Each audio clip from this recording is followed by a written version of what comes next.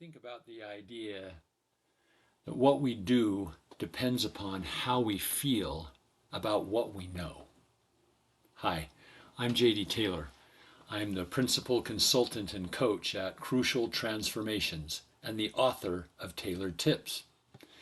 In our previous Tailored Tips, we've talked about the idea that a lot of our conflict, a lot of our contention, a lot of the lack of harmony that we have in our lives is because of our inability to speak up courageously and yet compassionately, candidly, but with consideration. And we've suggested that the alternative that we sometimes fall into on our communication continuum is that we get a little bit more attacking in our approach, become more hostile and more aggressive, or we avoid, we shut down, we withdraw, we withhold, or we delay. And we've talked about the price that we pay economically and emotionally when we live at those ends of the communication continuum. What I'd like to talk about today is how we can find an alternative path. And I'd like to introduce you a concept that I call the talking track. You can see that there are four main steps along our path on the talking track. The first one is what we call our observation. These are the things that we see, the things that we hear people saying and doing throughout our day. We read an email, we overhear a conversation, we watch something on the news, we listen to a podcast. All of this data that we're gathering as human beings, we have to try and figure out how to process. What does it mean to me? Is it good or bad? Does it help or hurt? This is called the friend or foe assessment, and we're doing it continually without even being consciously aware of it, with all of the information that we observe. Based on our assessment, we then form a conclusion. We decide, well, I think this person is negative, or I think this person is controlling, or I think this puts me in jeopardy. I feel scared. I feel apprehensive. I feel anxious. And based on the conclusion that we draw, we then start to generate and create all of our emotions. All of our emotions are driven by the conclusions, the narrative, the opinion, the perception that we draw. And the reason that this is important is because then based on how we feel, we then act. Those two things are inextricably linked. Where one goes, the other will follow. You know all your friends on social media who are saying they're feeling triggered right now? They're describing the talking track. They observed something. Somebody said something or did something. They immediately formed an opinion about it, good or bad. That opinion, that narrative, that conclusion then informed the way they feel. And based on how they feel, they are then acting. So the key is, if we're going to change any behavior in our life, but we're here talking about how to get rid of conflict and contention, we're going to have to change the way we feel about it. And in order to change the way we feel about it, we're going to have to change the narrative, the conclusion that we've drawn. And in order to be able to do that, we're going to have to be able to separate it from our observation, what we really saw and heard.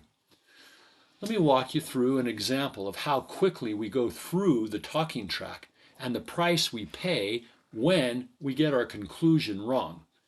By taking you with me nearly 30 years ago to a late November day. I'm a college football fan. I'm going to tell you a story about one of my days at the stadium, but it's not a sports story. If you disengage when you hear motivational speakers telling sports stories, this isn't a sports story. No reason to disengage. It had snowed the Friday night before. Stadium's blanketed with snow, but Saturday morning it's a glorious day. The sun's out, the sky's bright and blue, the air's crisp and clean, it's 40 degrees Fahrenheit. I'm excited for this game. I'm walking down the stairs to the row I sit. I've sat there for a number of years. I know it well. And I can see that somebody's already there. They're hunched over. They're bundled up in their winter gear.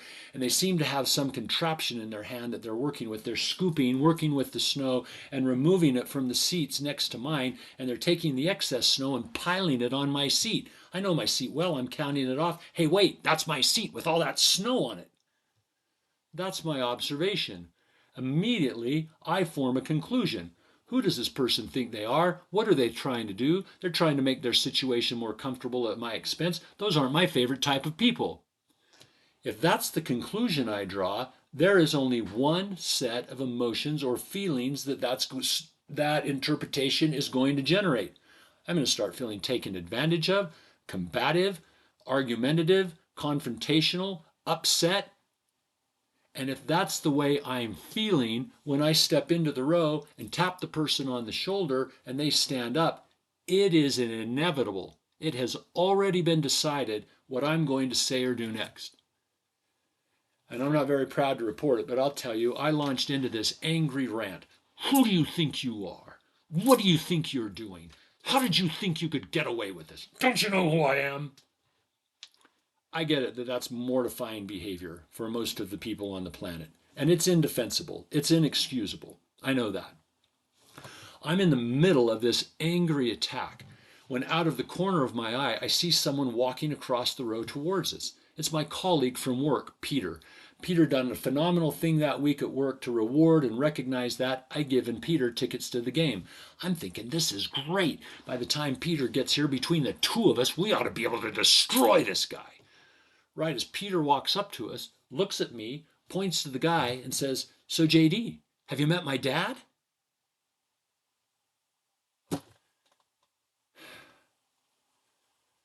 Well, yeah. I'm right in the middle of, who do you think you are, with Peter's dad. And Peter and his dad were so excited to get invited to this game and get to sit next to the boss that they'd come extra early. They'd brought some contraption with them so that they could clear the snow off all of our seats. I'm interrupting Peter's dad before he's finished. Peter's standing there with his arms laden with food so that we can sit there together and have this terrific time at the game. As you can imagine, that was the longest football game of my life. And I'm still sad to report that even in that moment, I didn't apologize and try and restore emotional and psychological safety to the conversation because of the disrespect that I had shown Peter and his dad. Maybe you do the same thing. I just thought I could talk my way out of the situation I'd behaved my way into. So I just started talking incessantly. I never stopped. For 3 hours, I talked. Because now everything's fine. We're friends. We're getting along. There's no awkward silence. See, this is great. Everything's good. If I stopped talking, it was only to try and buy my way out of it. Hey, I'm going back up top. The rest of the food's on me today. What else do you need to drink? What else do you want to eat? You need more peanuts or churros? What do you need? I'm buying.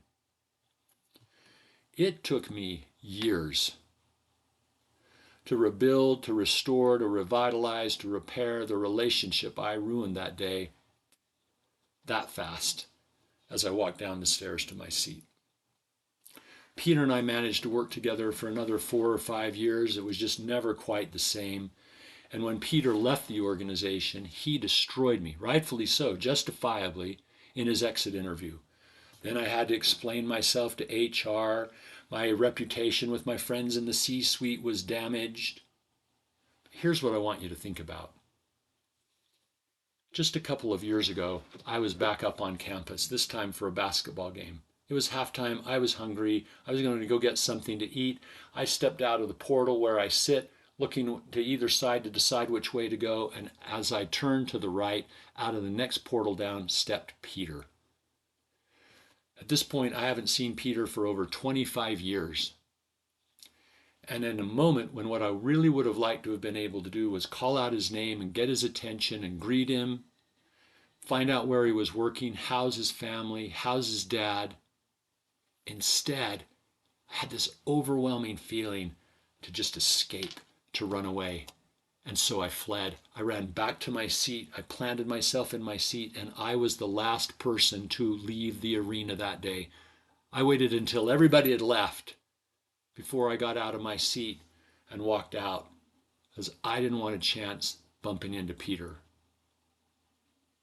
This is 30 years later, paying the price for the conclusion, the narrative, the interpretation, the opinion, the story that I created that day in my mind while I walked down the stairs to my seat. So here's the tailored tip. If you want to change your behavior, you're going to have to change the way you feel. And if you're going to change the way you feel, you're going to have to change the conclusion that you've drawn based on what it is that we observed, what we saw and heard. And we will never be able to change that narrative unless we can actually separate it from what it was that we saw and heard. So remember, what we do depends upon how we feel about what we know. There are so many aspects to this fascinating concept, and I'd like to talk about them in future tailored tips, ways that we can avoid, that you can avoid making the terrible mistake that I made that snowy day with Peter. I hope this tailored tip will help you leave conflict behind. Good luck. If you'd like help with your unresolved conflict, please reach out using my contact information shown on the screen. And if you enjoyed this tailored tip, please share it with your family members and friends. Give it a thumbs up. Subscribe if you'd like to hear more tailored tips. And if you need a tailored tip customized just for you, leave that request in the comments.